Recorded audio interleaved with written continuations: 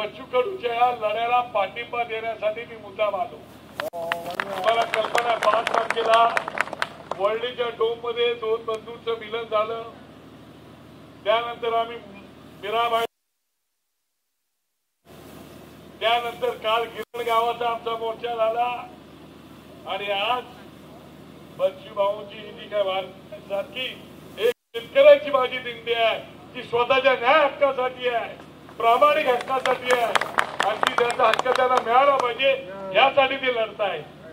आणि म्हणून बच्चू भाऊ हे त्यांचा पाठीचा कणा एकदम ताठ आहे। ताठ कण्याचे आणि लढाऊ पाहण्याचे माझे जोडीदार आहेत आणि म्हणून मी बच्चू भाऊवरती नेहमीच प्रेम करत आलो। 40-45 वर्ष आमची राजकारणात केली। बच्चू भाऊचं जेव्हा विधानसभेत भाषण केलं ते केवळ शेतकरी आणि शेतमजूर हा विषय सोडून त्यांनी कधीही मांडला नाही। तुम्ही माझ्या कानाने ऐकलं, डोळ्यांनी पाहिलेलं आहे आणि म्हणून ज्यावेळेला हा माणूस आज पाऊस पाणी काही न बघता शेतकऱ्यासाठी पायी पायी फिरतोय वणवण, अशा माणसाला पाठिंबा द्यायलाच पाहिजे। मंत्री बच्चू भाऊला फोन केला होता तर बच्चू भाऊ तुम्ही पण त्या मराठी माणसांच्या एकजुटीला आशीर्वाद देण्यासाठी या। ते म्हणाले भाऊ मी नक्की आलो असतो पण माझी कर्ज मुक्तीची दिंडी चालू आहे, 7-12 कोरा करण्याची दिंडी चालू आहे। त्या दिंडी पुढे मला येता येत नाही पण माझ्या शुभेच्छा तुमच्या सोबत आहेत। आणि म्हणून साहेब बोलले अरे तो जरी आला नाही तरी त्यांनी शुभेच्छा आपल्याला दिलेल्या आहेत, तो आता प्रत्यक्ष तिकडे जा आणि बच्चू करू ना आणि शेतकऱ्यांना शुभेच्छा दे। आणि हा राज ठाकरे त्यांच्या प्रत्येक लढ्यात त्यांच्या सोबत आपल्याला शब्द येते आणि म्हणून आलोय। काय तुझ्या मागणे महाविकास आघाडीचं सरकार होतं, महायुतीचं सरकार होतं, पण आता युतीचं सरकार आलं। 7-12 कोरा करतो म्हणून तुम्हीच अधिवेशनामध्ये घोषणा केली होती, जाहीरनाम्यांमध्ये घोषणा केली होती, 2024 साली आता परत ती घोषणा केली होती, होत का नाही? शेतकऱ्याची चूक काय?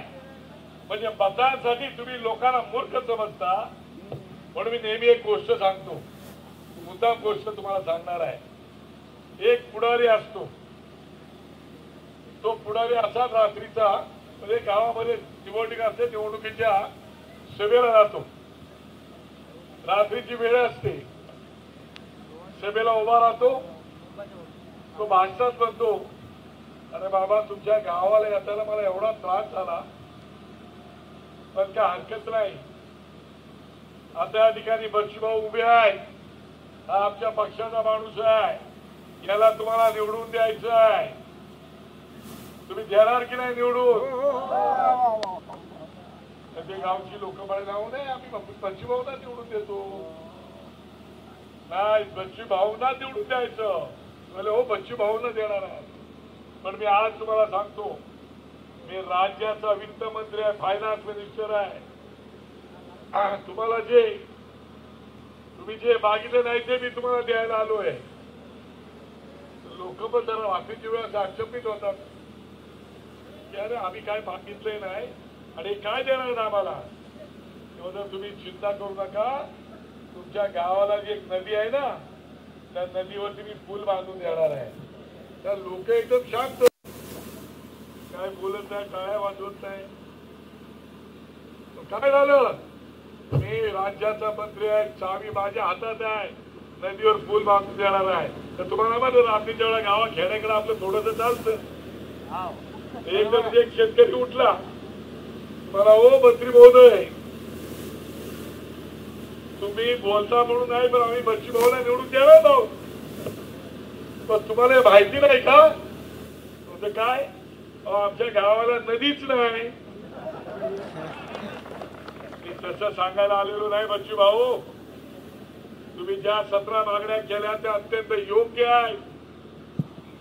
तुम्ही 7-12 कोरा करण्याची मागणी केली, दिव्या गॅससाठी आरक्षण मागितले, तुम्ही पीक विम्याला सरकारने पैसे द्यावेत,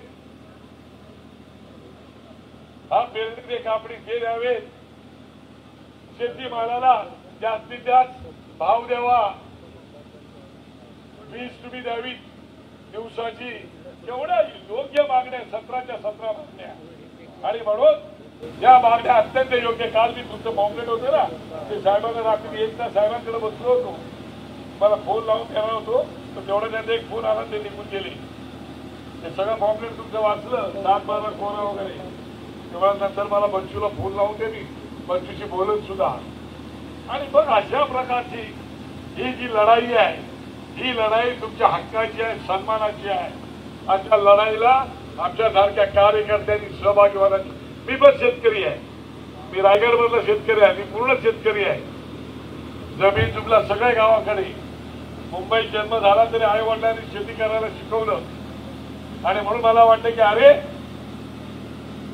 या राज्याचे राज्य करतील हे मी सांगतात आम्ही शेतकऱ्यांची लेकर आहोत, शेतकऱ्यांची लेकर आहोत. अरे मग देत का नाही? अडवलंय कोणी? तुमच्या हातात तिजोरी आहे, पण लोकांची फसवणूक करायची, लोकांना भूलताबा द्यायच्या, जाहीरनामे काढायचे, त्या जाहीरनाम्याचं काही करायचं नाही, म्हणजे ही तर शुद्ध फसवणूक आहे. आणि म्हणून मी आज ही दिंडी जी आहे त्या दिंडीला पूर्णपणे समर्थन देतो. शेतकरी राजा मोठाच आहे, त्या शेतकरी राजाने काय शिकवलं नाही तर आम्ही मुंबईकर पण उपाशी राहू, त्याची आम्हाला जाणीव आहे. आणि म्हणूनच तुम्हाला पूर्णपणे जे सहकार्य आमच्याकडून लागेल ते पूर्ण सहकार्य देण्याचं आज मी अभिवादन करतो, तुम्हाला देतो. तुमच्या दिंडीला पूर्णपणे आमचं समर्थन आहे, ते मी सांगितलेलंच आहे. त्याच्या पलीकडे आणखी काय असेल तर निश्चितपणे आम्हाला सांगा, आम्ही तुमच्या सोबत आहोत.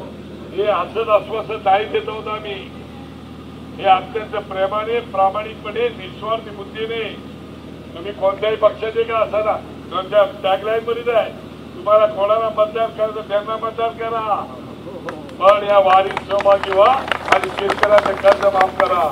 आणि म्हणून आज भाऊ यांच्यासारखे लढवय्ये लोक हे विधानसभेत पाहिजे. आज निवडणूक नाही, त्याला खूप वेळ आहे. ते त्यांच्या कर्तृत्वाने येतातच, मोठी होतातच तुमच्या आशीर्वादाने. पण येणारा काळ हा तुम्ही लक्षात ठेवा, जो आपल्यासाठी लढाई करतो, जो आपल्यासाठी रस्त्यावर उतरतो, तो आपला आहे. साडी बाळी केली कोणी महार सांबार भात जे जे कोणी आहे ते सगळे आपले मराठी आहे. आणि मराठी शेतकरी आपला आहे, त्या शेतकरी राजाचा विजय झाला पाहिजे. आणि म्हणून बच्चूभाऊंना आणि आपल्या शेतकऱ्यांना मी खूप खूप मनापासून शुभेच्छा देतो. आणि शेतकरी राज्याचा विजय नक्की होणार. राज्याच्या मुख्यमंत्र्यांना नक्की बच्चूभाऊंचा पाठिंबा द्यावा लागणार, त्याच्या मागण्या मागे करावा लागणार. जेव्हा तुम्ही मुंबईमध्ये एखादा मोर्चा काढाल तेव्हा आता ती आणि येताना माझ्या पार्टीला सांगितलं होतं मला, मी आपल्या प्रकारच्या कधी येतो ते मला माहित होतं. त्यामुळे मी आपला एक निरोप दिला फक्त एखाद्या मुलांना, म्हटलं मी येतो ह्याच तुम्हाला निरोप दिला. त्याच्यामुळे कोणा आमच्या लोकांना कळलं नाही, पण असो. पण मुंबई जेव्हा तुम्ही कधी याल शेतकरी बांधव, तेव्हा आम्ही तुमच्या स्वागताची वाट नक्कीच तिकडे बघू, कारण ते तुमच्या हक्काची वाट आहे. आणि तुझं स्वागत करायला आम्ही सदैव तयार आहोत.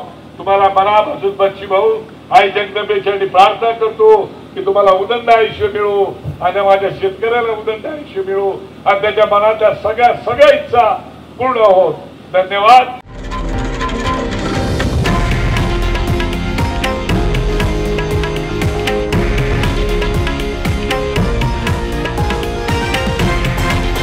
हे आहे देशातील नंबर 1 न्यूज नेटवर्क आणि आपण पाहत आहात TV9 मराठी, एकमेव.